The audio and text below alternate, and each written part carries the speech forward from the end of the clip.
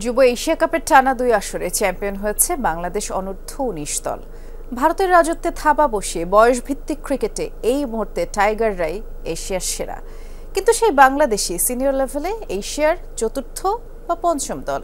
কিন্তু কেন, সেই উত্তর খুঁজেছেন সহকর্মী আফনান পিয়াল।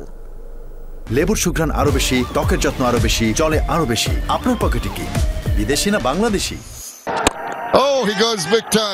অনূর্ধ্ব-19 এশিয়া কাপ মানেই ছিল টিম ইন্ডিয়ার রাজত্ব, রোল অব অনার মানেই ছিল চ্যাম্পিয়নের ঘরে ভারতের পতাকা।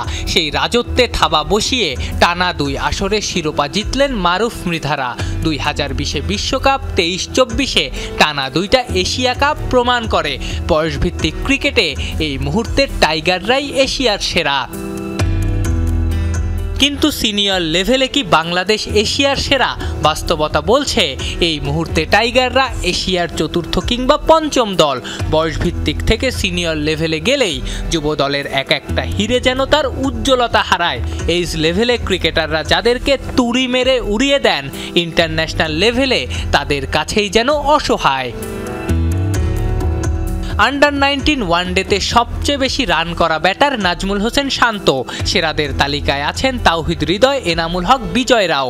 সবচেয়ে বেশি উইকেট নেয়া বোলার মেহেদী হাসান মিরাজ। সেরাদের তালিকা খুঁজলে পাওয়া যাবে আরও জনা কয়েক বাংলাদেশের নাম। কিন্তু ওয়ার্ল্ড ক্রিকেটে তারা ঠিক কোথায়? মিরাজ শান্তদের সঙ্গে অনূর্ধ্ব-19 বিশ্বকাপ খেলা ঋষভ পন্থ, ওয়ানিন্দু হাসারাঙ্গারা বিশ্ব তারকা। হৃদয়দের সঙ্গে খেলা ইয়াশাসবি জয়সওয়াল তো এরই মধ্যে ইন্ডিয়ার বিগ থিং। বিজয় সাদমানরা নিজ নিজ আন্ডার-19 ওয়ার্ল্ড কাপে টুর্নামেন্টের সর্বোচ্চ রান সংগ্রাহক হলেও বিশ্ব মঞ্চে সেই অবস্থান তারা কখনোই বানাতে পারেননি। যুব বিশ্বকাপে ভালো করেও জাতীয় দলে কখনোই জায়গা পাকা হয়নি। সেখানে ভিনদেশি বাবর, ডিকক, মার্করাম আমরা তো বিশ্ব তারকা। রাবাদারা এরই মধ্যে কিংবদন্তির পর্যায়ে। এই এশিয়া কাপ শেষ না, আমাদের আরো অনেক কিছু করতে হবে, আরো অনেক উন্নতি করতে হবে। ওয়ার্ল্ড কাপ আসছে, আপনারা জানেন, তো আমাদের জন্য দোয়া করবেন যাতে আপনাদের সামনে আমরা ওয়ার্ল্ড কাপ এনে দিতে পারি। বয়সভিত্তিক দল সবসময়ই ইন্ডিভিজুয়াল ব্রিলিয়ান্সের জায়গা। দলগত পারফরমেন্সের চেয়ে ভবিষ্যতের তারকা খুঁজে পাওয়াই এখানে প্রধান ব্যাপার। যুব এশিয়া কাপ জয়ে আনন্দ থাকবে, হয়তো বিশ্বকাপও ঘরে আসবে। তাই বলে তৃপ্তির ঢেকুর তুলে এটাকেই সর্বোচ্চ সাফল্য ভাবা যাবে না।